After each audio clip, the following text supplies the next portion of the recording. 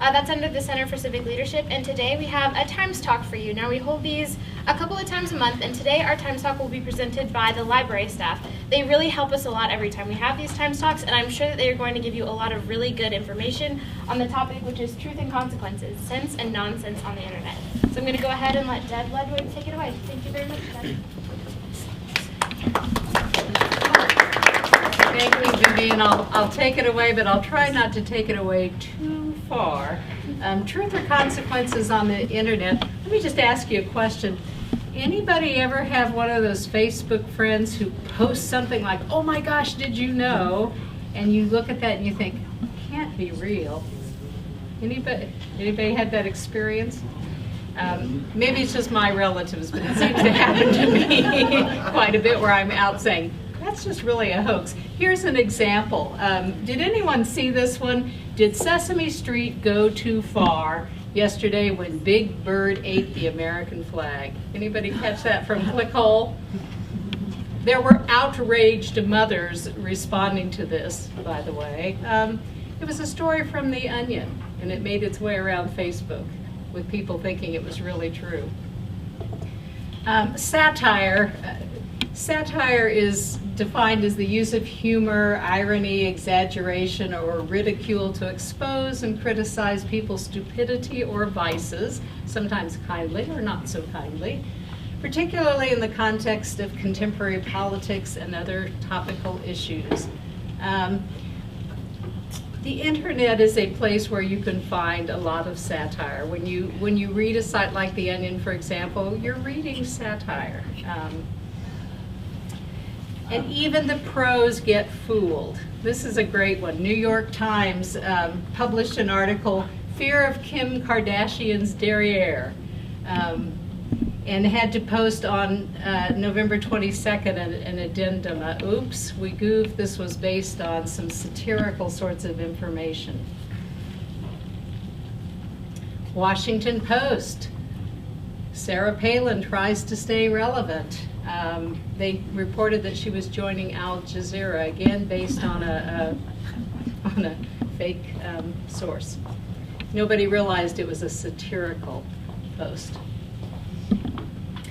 And sometimes it's not just a matter of something not being true, but it can have real consequences for someone. For example, while arguing against marijuana legalization before the Maryland General Assembly, a police chief happened to cite a hoax, an article that was a hoax, in giving statistics about overdose deaths, and that was reported then in the Capital Gazette.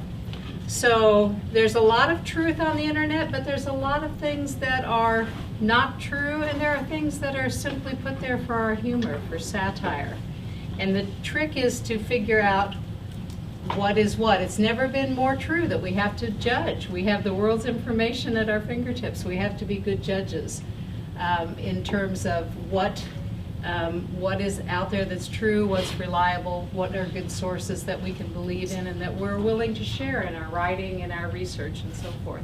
So today we have a panel from the library. Mary Alice Wade, teaching and research librarian. Jeff, I started to say Jeff Husich because that's my former colleague. Jeff Iverson, our social sciences librarian, and Tom Lippert, Smart Fulfillment Coordinator, and they're going to talk to you more about truth on the internet. You are welcome. Okay. Quickly wanted to just point out one thing. We do have a companion research guide to this Times Talk, which gives all of our sources and some of the videos we're going to show, and some good sources from the library where you can find things that are not satire and that you can trust. So.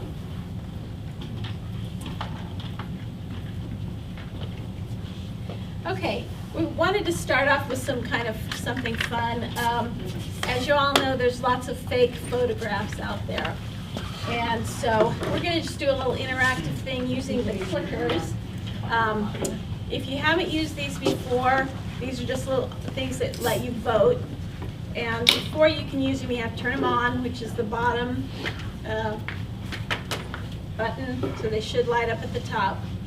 So I'm going to show you 3 photos, A, B, and C, and then when it's time to vote, I'll tell you, and you just hit A, B, or C.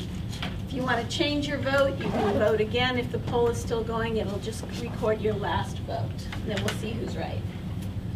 Okay, so here is A.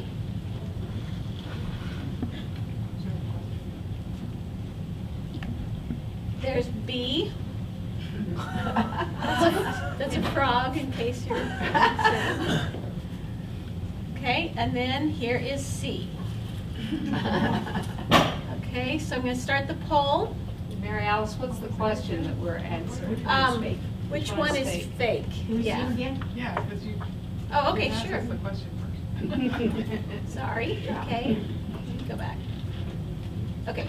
So which photo is fake? Which photo is fake? A, cabin. B, or C. Okay. Okay, so go ahead and vote. You can see the numbers are going, how many people have voted. So, did you hear that?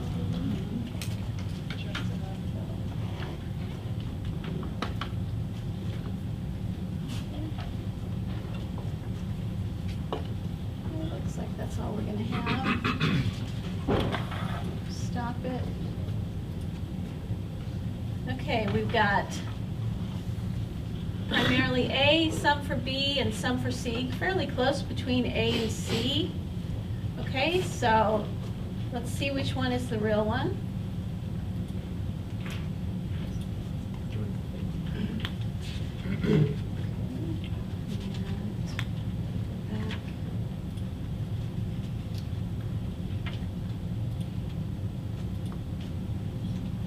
We were supposed to vote Oh, on the one let that me was use real. this item to show you what to do to fact check an image you encounter on the internet. The one that was fake. First, use Google Reverse Image to search for the image. You can also use a similar tool at tineye.com. Both websites essentially search the internet for photos that are similar to the one that you uploaded. They also find links that are associated with these images, so you can explore where else they've been used across the web. By right-clicking on the image, you can copy what's called the image location. You see here it's the URL or web address of where the particular picture lives on the New York Daily News website. And then you go to Google, click on Images, and then click on the little camera icon, paste in the photo's location, and press Enter. In the case of the frog photo, Google scours the internet for links that have had this photo, or one that is similar, and brings us to a variety of other news sources that have more information about this photo, as well as a quote from a NASA official and scientists revealing that it is indeed an authentic photo that was not altered. In other words, unlikely as it may appear, this photo is fact, not fiction. Unfortunately, no one can confirm that no frogs were harmed in the taking of the photo. Now, let's look at another story that popped up in my Facebook feed. That's not. The full video is on the LibGuide if you want to look at it, because it is interesting. So, oops, sorry.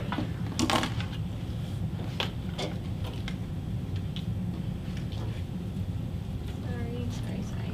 Okay. So let's go back. Okay, that one is fake. These, I think this is a mastiff. They are big, but they're not generally as big as a horse. And this one is actually real. This is an art project that they built this, and each one of these planks is a mirror, and so is the window here. So because it's out in the desert and the scenery all looks pretty much the same, it looks like you can see through it.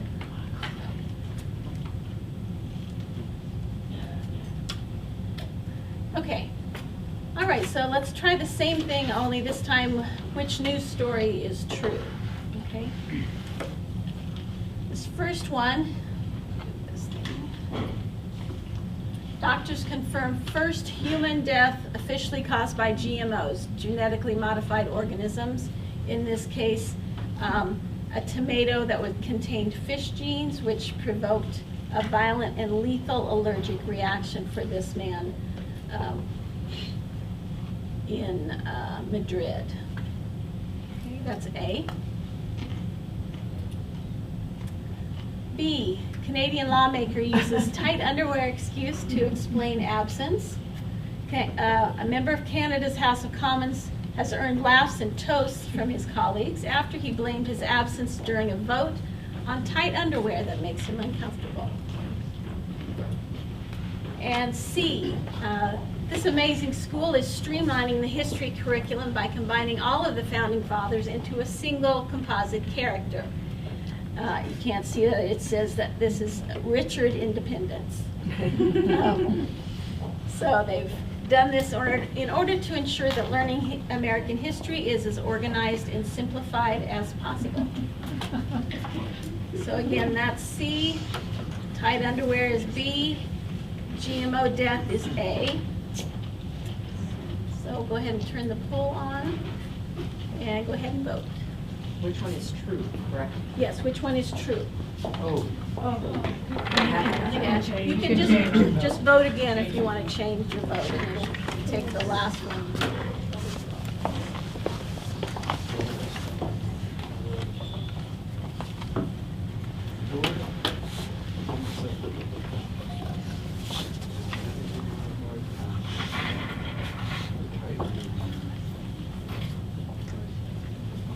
Read them.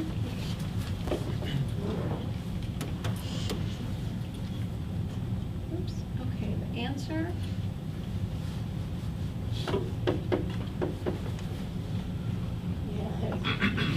Oh, I forgot to do the results. I'm sorry. I forgot to do the results. I'm sorry.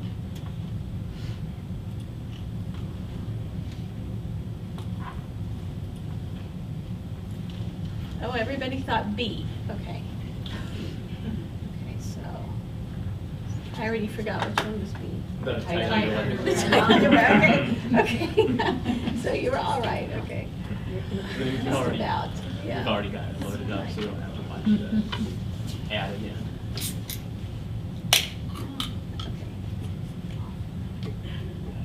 Yeah. I declare the motion carried. Order. The Honorable Member Manuel. On a point of order. Mr. Speaker, I wonder if I could have a clarification from you as to the validity of a vote from a member who leaves his seat during the vote and then returns to it in order to vote. Order. Does the member for Winnipeg Centre want to respond to the point? Yes, Mr. Speaker, I realize I did inadvertently leave my seat briefly in the middle of the debate. I can blame it on a sale that was on down at the Hudson's Bay. They had men's underwear on for half price. I bought a bunch that was clearly too small for me, and I find it difficult to sit for any length of time, Mr. Speaker. So I apologize if it was necessary for me to leave my seat briefly, but I did not mean to forfeit my right to vote.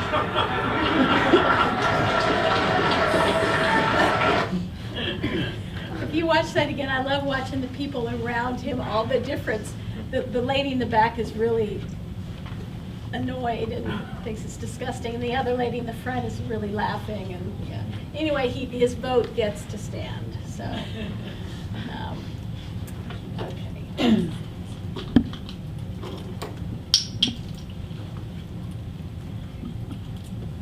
Okay, so real or fake, how can you decide? Whether it's a photo or a story. The first one is obviously just stop and think. Does the story sound too extreme, too silly, or just generally unlikely? So before you click share, take a few moments to consider. But I had to add a disclaimer given my last example saying that this is it too extreme or silly rule just doesn't really apply sometimes if you're talking about politicians or celebrities. So, number two, check out the source. Who is putting out the information? If it's a website, go to the About Us page, and I'll show you how to do that in a minute. Or Google the name of the site or the publication name or even the author. A lot of times that's the simplest and most straightforward way to find out if this is real or not. This is especially important now because for a long time the main satirical source out there was The Onion. And The Onion stuff is obviously satire, it's obviously funny, but there's been some new ones popped up that they're not necessarily false on their face, and they're not necessarily funny. So that's when you have to go in and check the source to find that out. Read carefully. Sometimes we're guilty of, we're in a hurry, we grab the headline, look at the headline, and use it without reading it closely. If you do read it closely, you might find some red flags like quotes with no sources, lack of citations, opinions not backed up with facts, and some even more obvious ones that I'll show you here in a minute. And always try to verify the information through other sources. Dig a little deeper, find out if other reputable sources are publishing the same story. Search the reliable sources that are available in the library's databases, for example. If it's an image, try the Google image search or tineye.com, which does basically the same thing. So let's go back and look closely at the earlier stories that we were saying fooled even the pros. The one about Kim Kardashian, they quoted Kanye West saying, "I have a better butt than Kim Kardashian." Now, on its face, maybe he really did say that because he says some crazy things. But if we go to the story, oops.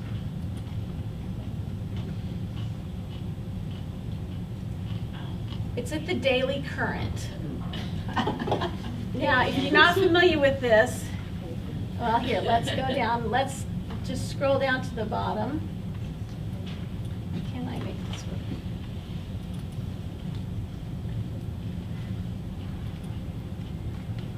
Anybody know where I can get this to work? Oh, there we go. I think it's just being slow. Okay. Down at the bottom, it has about. Which I'll scroll over. Okay. Right there. It's an English language satirical newspaper. Our mission is to ridicule the timid ignorance which obstructs our progress and promote intelligence. Question, are your news stories real? Our stories are purely fictional. So they go on to tell you, but so, you know, with all due respect to the New York Times, that writer, all she would have had to do was check that, immediately would have known that's a fake site, okay? The Sarah Palin article that the Washington Post was also from the Daily Current. So that would have been a one-step easy fix before she embarrassed herself by Post and the Washington Post by putting this on the blog. I tried to search to see, her name was Susie Parker. I couldn't find any evidence that she still works for the Washington Post. But in addition to that easy fix, if you go in and look at some of these things that it says, and given that Sarah Palin does say some crazy things, but still, well, I can't get, this doesn't want to work.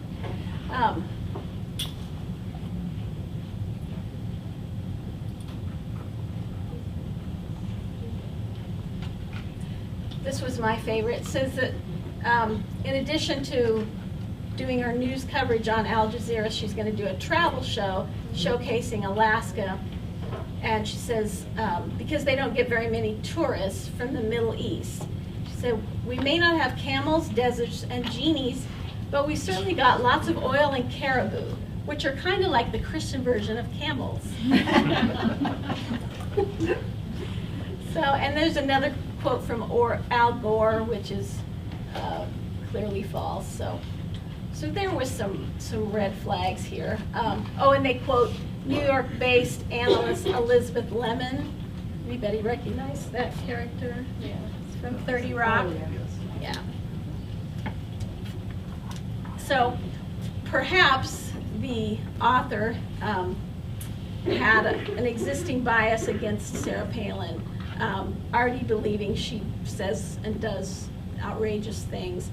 So maybe that led her to want to believe this, or to not do her due diligence to check this out. And that's something that we all have to watch. You know, the bias that you're least likely to see is your own, the ones that you agree with. So you have to be careful about that as well. And lastly, this marijuana overdoses kill 37 in Colorado. First of all, imagine the police chief testifying in front of it wasn't just after the fact that this was brought out. He was called out right on the spot when he was testifying that that was not, his information was true and that it came from a hoax site. So on its face, you may or may not be aware that there's not that much evidence that marijuana overdoses cause a lot of fatalities. There's some other things, like it cites a report from the Rocky Mountain News, which actually went defunct in 2009. Quotes Dr. Jack Shepard, who is character from Lost. My favorite is one of the victims, let's see, 29-year-old Jesse Bruce Pinkman, a former meth dealer from Albuquerque, which is Breaking Bad.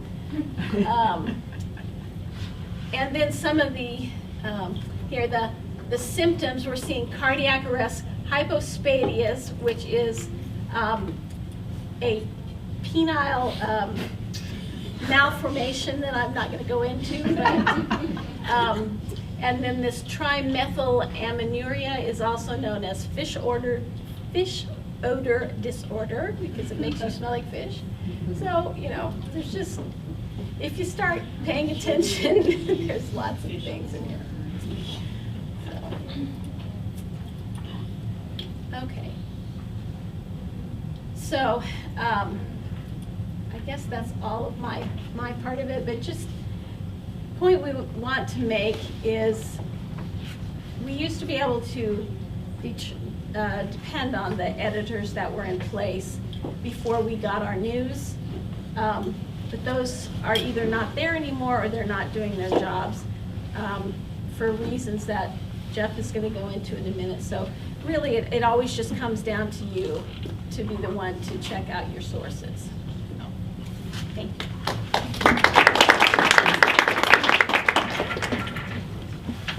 All right, thank you, Mary Alice. So what I'm going to go over first is something that we librarians like to call the CRAP test, CRAP with 2 A's. It's kind of it's an acronym that we use to tell, is this a story that we can trust, or is it crap with 1 A?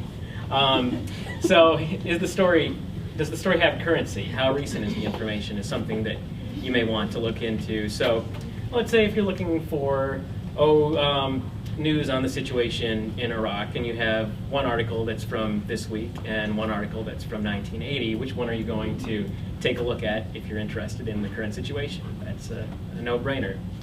The relevance of the material, does it pertain to your topic or question? Accuracy, can you verify it using respected sources? And this is something that Mary Alice was kind of talking about. Has to do with kind of doing your due diligence and following up on those citations and quotes that come with the article. Authority, what credentials does the author hold, and is the author an expert or a scholar on a topic? Here in the library, we like to make sure that people consult articles that are scholarly or peer-reviewed, which means that they're written by people who are experts in a given field, and that they're also reviewed or edited. When I say edited, the editors of the article are the people that take a look at it. They actually go go through it, they hold it to a high standard and make sure that those standards meet the demands of the profession, of the area, and that it's all right to be published. And finally, the P in CRAP is purpose. Why was this article published? Was it published to tell you something or to change your political opinion, to inform or to entertain? So if you look at one of the screens that we have over there at the front of the library, oftentimes one of those channels is pushing a particular agenda, whether that's a left-wing agenda, a right-wing agenda, or a kind of middling entertainment agenda. No names to be named there.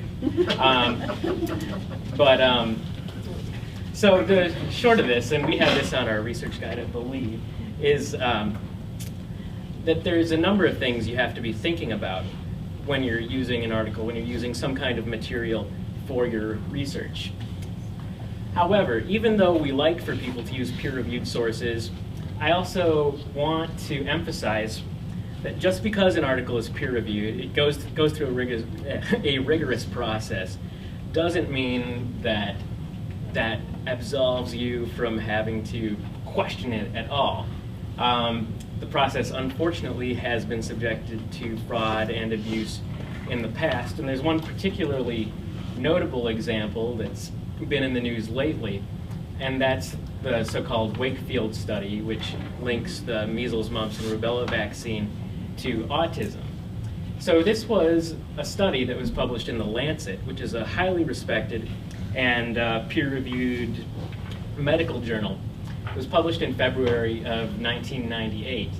And if you take a look at the article, it has all of the trappings of your peer-reviewed scientific article. There's an experiment, there's an abstract. They go through how they conducted their experiments and their findings.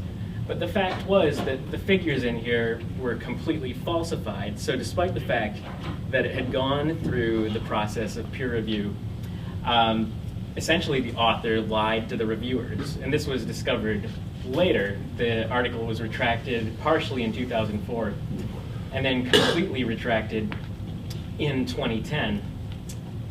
So, however, in the meantime, between 1998 and 2010, the vaccination rate dropped in the United States and the United Kingdom, and this caused instances of measles to actually increase. So this is actually an example of the responsibilities that authors hold and the damage that can be done when the system is abused, and part of the reason why it's important for us as people who are reviewing this material to I guess to be questioning. Actually, I don't know if any of you have seen Glengarry Glen Ross, but I'm gonna sort of modify that a little to ABQ, always be questioning. So be aware of what your own biases are. Mary Alice started to bring this up, but if, for example, we don't personally agree with what Sarah Palin has to say, maybe we're more likely to believe an article that's critical of her. And so it's important to keep in mind what our own personal biases may be. Also, when it's something like academic work, and this is kind of, you have to become comfortable with the fact that there may not be a black and white answer, and it becomes more a constant conversation where we have to look critically at the sources and engage with them. It's more of a conversation, and it's by engaging with these sources critically that we become a part of that conversation. And finally, it's important to kind of trust your gut. If you feel like there's something wrong about an article, there's a chance that there may actually be something wrong with it. And it's always fine to show the article to somebody else and say, hey, what do you think about this? Or you can even ask a professor, or of course, if you want to come here and ask librarians to help you follow the citations, find where the quotes are coming from, we're happy to help. So that kind of wraps up what we're talking about in terms of judging for ourselves whether an article is factual or not. Also wanted to talk briefly about some new practices in journalism. And the fact is that we're living in a time of rapid technological change. And the proliferation of the web and its content, it's become ever more user-driven and ever more portable. Everything is there at our fingertips and rapidly. And so this rapid changing technology is something that has affected everything. It's affected industries and professions. And one in particular that's been affected is we've seen a decline in print journalism. And individual publications have had to adapt to these new platforms. And in doing so, they've had to make some difficult decisions because they're sort of balancing wanting to stay relevant and wanting to stay true to the principles of the profession. There's concern that changing the format or changing certain things about the format may compromise some of those professional principles. And what I'm referring to here is native advertising.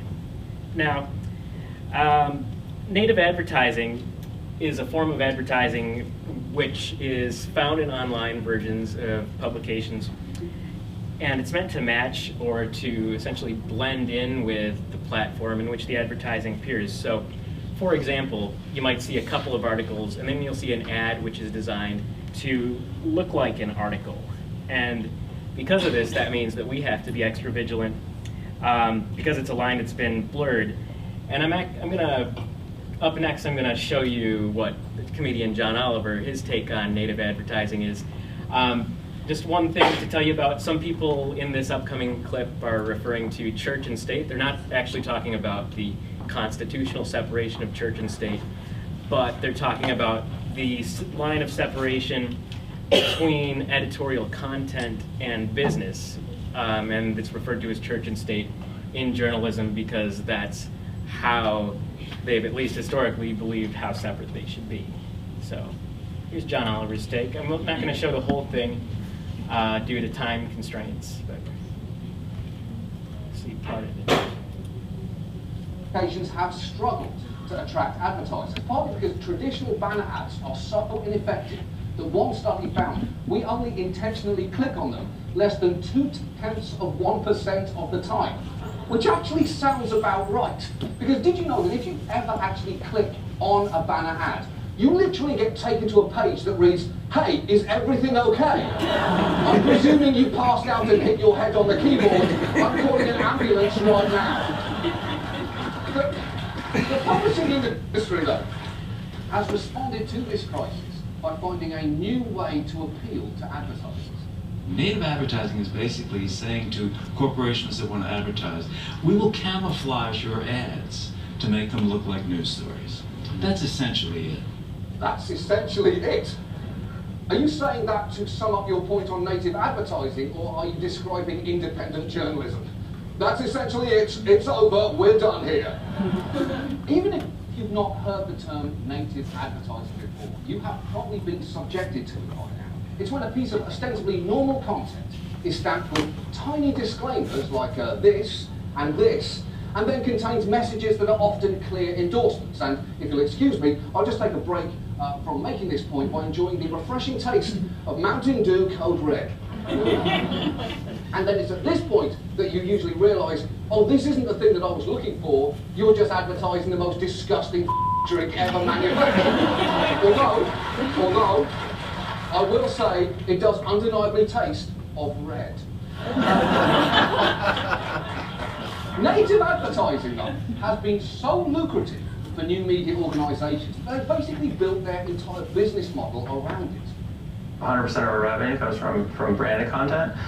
So we have a lot of partners who are marketers and major brands. We're with 76 of the top 100 brands now. That's the CEO of BuzzFeed, Jonah Peretti, and his face is like BuzzFeed itself. Successful, appealing, and yet somehow you want to punch it. BuzzFeed has created masterpieces of native advertising, such as 10 life-changing ways to make your day more efficient, sponsored by GE, and 9 ways cleaning has become smarter, sponsored by Swiffer, and 11 sea creatures who deserve to die, sponsored by BP. That last one is a joke, but it's not significantly different from the previous 2. I'm just going to skip ahead a little bit here.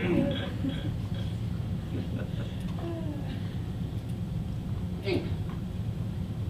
Sorry about the bad syncing here. whose CEO recently created a native advertising team. And he also doesn't see why that might be an issue. As long as it's clearly marked, as long as the consumer knows the difference between what's editorial and what's native, I don't see any problem with it at all. Yeah, but it is a problem though, because the consumer cannot tell the difference. A recent study showed that less than half of visitors to a news site could distinguish native advertising from actual news. And of course they can't, because it's supposed to blend in. You're like a camouflage manufacturer saying only an idiot could not tell the difference between that man and foliage. Look, the camouflage clearly states not foliage on the collar. It's clear. And besides, I'm sure the deer knows the difference between the two things. Deers are so smart. You have to respect deer. And if you are wondering how he reconciles this with the line between church and state, well, funny story. Quite frankly, I've changed church and state, as you know. We took that away. We said the editors are going to now be working for the business side of the equation. But frankly, I think they're happier. They're more excited about it, because no longer are we asking ourselves the question, are we violating church and state, whatever that was. Whatever that was. That's like a surgeon saying, hey, I found this squishy thing in there, all bloody and gross, so I removed it, whatever that was. That was the heart. That was what made the whole thing work. You needed that. And it's not... All right, so we're gonna stop it there. We've got the whole video available on the lib guide of this if you're interested in seeing the rest of it, but thought that he had some funny points there. And actually, we wanted to come up with some examples, and we found some that we thought showed some of the pitfalls of native advertising. I don't know if you all can read this, but this was one that I found on BuzzFeed on Monday. So there's the article Facing Death, which is about a shooting in Chapel Hill, North Carolina. Underneath that, there's the article Only Women on Georgia's Death Row Set to be Executed Today. To the right of that, this Ukrainian woman might starve to death in a Russian prison. Then below that, proof the world would be better if everything were pancakes, sponsored by IHOP. So clearly, right? But my point here is that it's when you have this kind of random advertising placement, you can get something that's a combination that's at least kind of insensitive or tacky. And so this was just like a random placement. Mary Alice found one. The article's teacher found hanged in Southern California high school classroom, so terrible story. The ad was related to the article. It's one of those algorithms where, you know, basically there's an ad next to this article that says, become a teacher in less time for less money. I really want to now, right? But so this is an example of where if it's acting on some kind of algorithm that, you know, oh, you're reading an article about a teacher, here's an ad, you might want to become a teacher. It's just kind of mindless, really, and shows you some of the pitfalls anyway. So anyway, that's my section, so I'm going to turn things over to Tom Lippert now, and he's going to answer the question, who cares if it's true? Thanks. The John Oliver video, I'd highly recommend you take a few minutes to watch. It's very enjoyable. It's hilarious. But there's a lot of truth to it. My section is going to be more on, you know, it's being first. Part is being first to post versus being accurate. Which one wins out? There have been many instances that we brought up today that are more recent and something that's even up as of this week that are interesting or maybe even false. And maybe everybody else here, I'm going to ask in a few minutes to share some insight and things that maybe you're aware of. But is this relatively a new phenomenon with the social media and internet and all the rapid changes?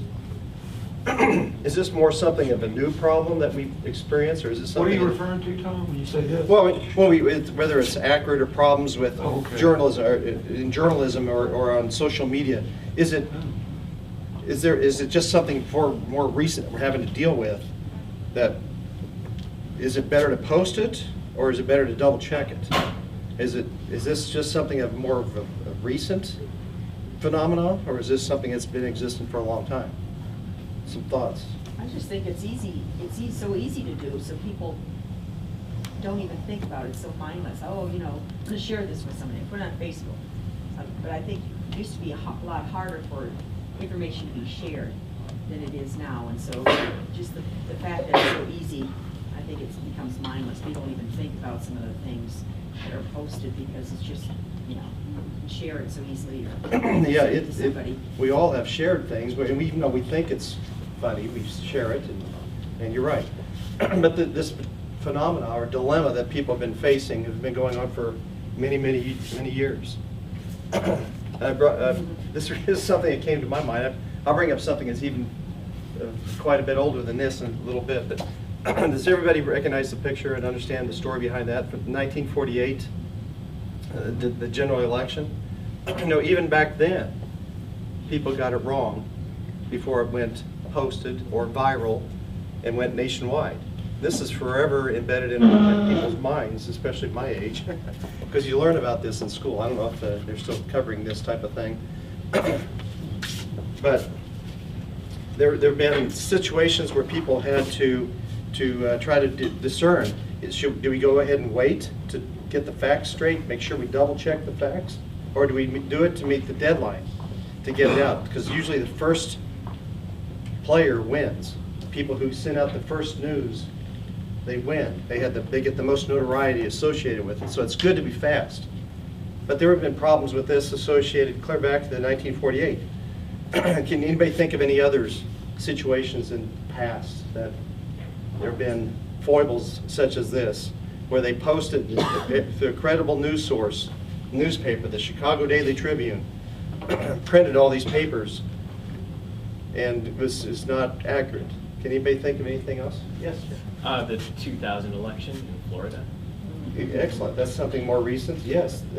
All the news agencies, I think all of them, predicted or announced we can now announce the winner of the presidential election, and they were wrong.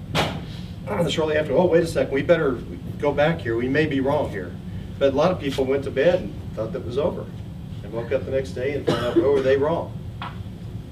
Any others? How about something more recent, such as even to me, that's still recent, 2000 election. But is there anything else that comes to mind?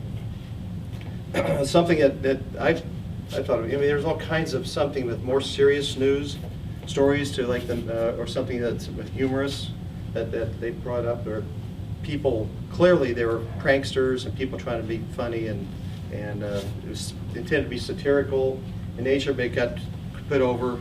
Or people think because it's they don't check their stories before they publish it, and that's happened because it was published in the New York Times.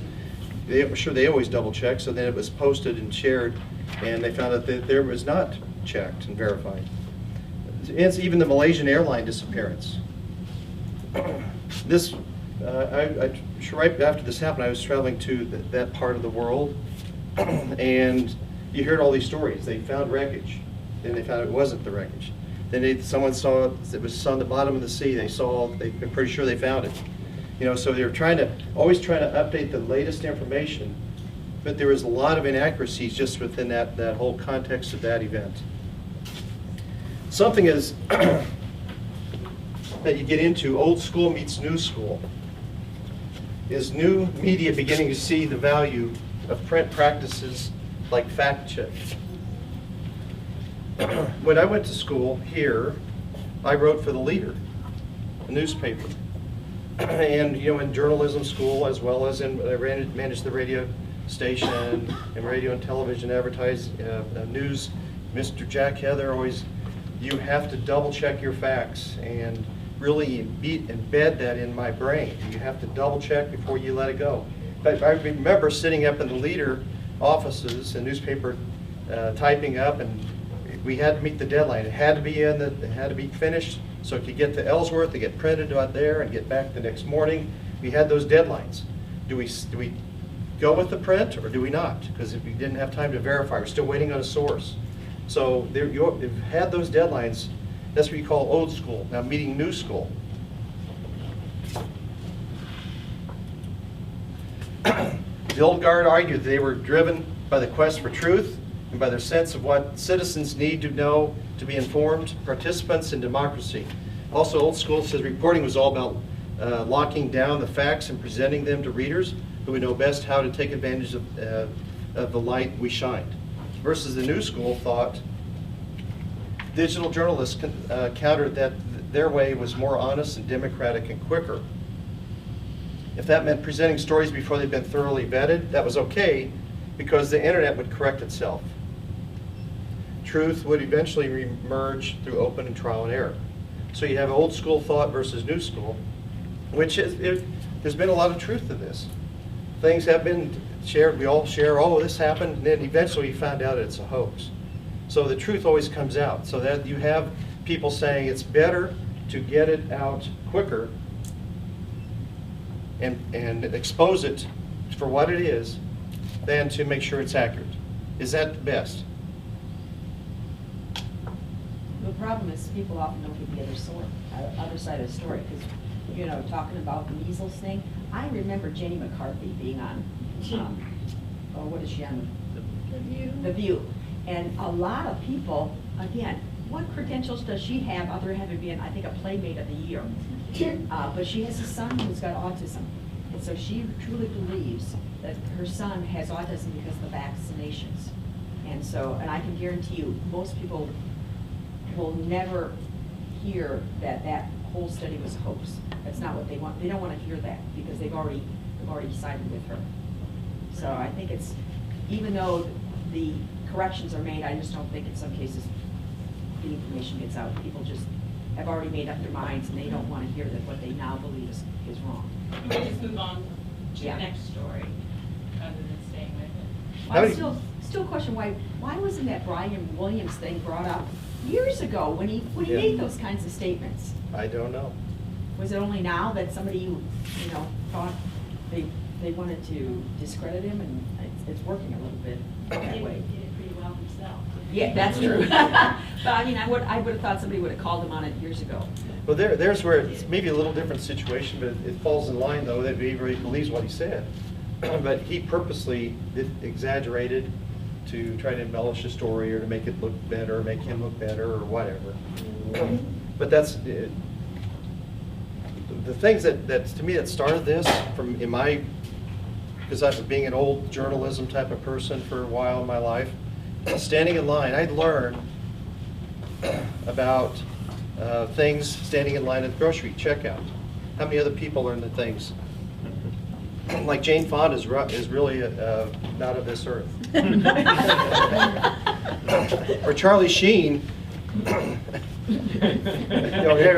in the blank. Yeah, fill in the blank. But you learn a lot by those tabloids. Is there ever is any of those ever true? Any of that information? Sure.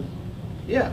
There's some, or they take an extension of maybe part of a true story that yes, they were at this event, but no, they didn't go up and puke all over everybody like it reported.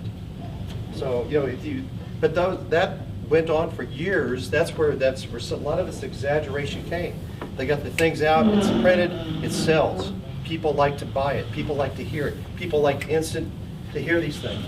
So who's to blame for this? The consumer part of it? Because we buy into it, we buy those tabloids. And it just kept evolving with the social media as we progress now on the internet, and it's just carried on. But like we were talking about, Gene, once it's done, does that mean, okay, we find out it's over, it's fixed? What harm is there? Is it always okay just about using a disclaimer? Some people have said, well, you should always put on there at the top of the magazine, some of these stories may or may not be true, but we'll try to present them if we can. Is that good enough? Tom Lippert got a DUI last week. You read that in the paper. Hayes Post. Or you read it on Hayes Post. Okay, people read it, word spreads.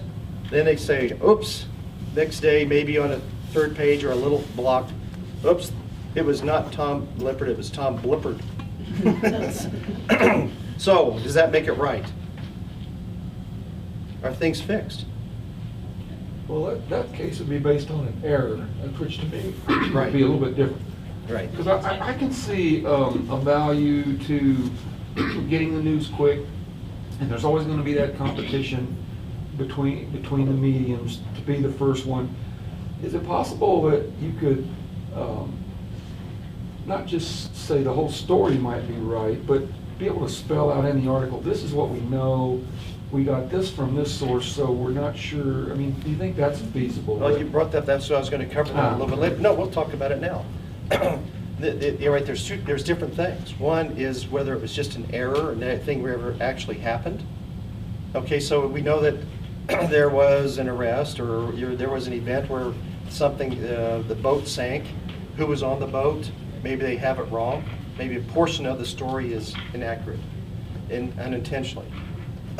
So you have this constant battle of trying to meet the deadlines before you check all of it, or you know that one part of the story is true. Yes, a boat sank. You hear so and so was on it, so and so was on it. But now you hear other people, so you just list them all down without verifying. So at least they verified that the boat sank, right?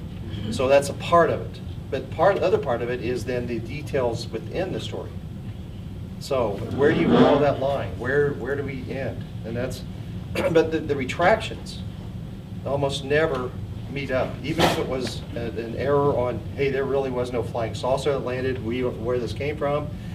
We reported it yesterday, and we hope you don't look disfavorably on us, but in the meantime, it didn't really happen. That's usually at page 4, in a small box. And it just never fixes the right. And a lot of people have been harmed or injured. Even when it is, because the Paper Times was pretty good. They would put, I think like the second page, they would have little corrections. But you don't. Not everybody sees that. And it may have been page 1 news. Yeah, you just want to get to the new news. You don't, because you don't know that any of the corrections or stories that you read. Have follow-up. I mean, there's some stories that are multiple days and stuff, and they'll go back and note, as earlier reported, this is a correction to what was earlier reported, and it's in a news story that does make the front page, top of the fold, or headline banner on the website, or that kind of thing. But I think it also goes to what you were saying about the verification. Everybody has their New York Times online account, right? They have a great feature there where you can question their coverage of an article or a subject or those types of things. But they also answer questions about why they don't do something. So earlier this fall when they were here to visit with us, they talked about that first beheading that ISIS broadcast, over the internet. And were defending themselves about why they did not show the video of it. And they said, we're not doing it while everyone else is doing it because we still cannot confirm Whether it's true. that it's authentic. Yes. And then you also get into the moral issues of whether it's good. Story, or you can report the the facts as we know them up to this point. Say it's a developing story. Yeah. Such as Mary Ellis pointed out that even the Boston bombers were misidentified at first, and some innocent people were pointed out as the bombers. Yeah, and even though the majority of the people, many people may know of, I guess it still comes down to it causes problems. And we talked about the other parts in the issue. One of the this is a real interesting article. The Columbia Journalism Review did an article about BuzzFeed, and we brought up some instances of BuzzFeed earlier, and so we're going to pick on them a little bit today. But they're starting to change their philosophies. Does everybody know what BuzzFeed is? Or basically, their intent is to just put things up as quick as they can. As soon as it's in, they try to get it because they want people to come to their website to get the latest buzz. Okay, so they keep feeding all this information that comes in. But they're starting to change their philosophy. And I liken this to the boy who cried wolf. Clear back to Aesop's fables. The boy who cried wolf, and that's what's happening because no one's starting to believe BuzzFeed. They find out, well, there's a lot of inaccuracies, and people are starting to go back to traditional news sources or to perceive them as being not accurate. I've got a number of things I'll just share with you. BuzzFeed has decided it's no longer good enough just to fix errors after publication, at least not on its most popular posts. They decided to make good journalism business sense to assure readers their posts are true, so BuzzFeed is embracing the ultimate symbol of overstuffed print newsrooms of the digital past. They're hiring copy editors. Because they're starting to realize that they haven't really totally sold that everything they need before they post it. They're saying they need to find some middle ground. Some degree of perfectionism turns out to be good for business, and absolute perfectionism can prevent great journalism from ever happening. The YouTube generation understands that stories evolve. It's dirty and it's not always right, but it's instantaneous. This is Now This News, an editor. So they're starting to point out that, well, we go on to, speed is part of the brand. This gentleman is part of, I can't remember the name of it. My mind just went blank. I think he's at that Now This News. Now This News, yes. This editor, the vice president for social media there says, it's what we sell, so our verification is hyper-fast using third-party verifiers. This means that if the Times is reporting then something, it's already verified. Well, that's not always true. And we could, I had a little bit more time, we go into a few other instances pertaining to that. Now, the New Yorker is perceived as old school, still employs more full-time staff checkers to verify every assertion in its place. But that's funny because the people on the internet, including BuzzFeed, have cited them as starting to go back to the old school to try to find some middle ground.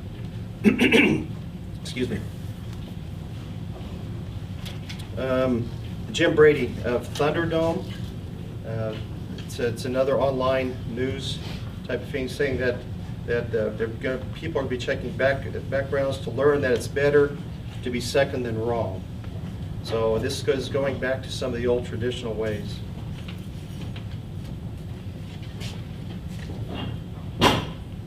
It says, but what if the Times didn't verify it? If we demand immediate free news, can we still demand accuracy?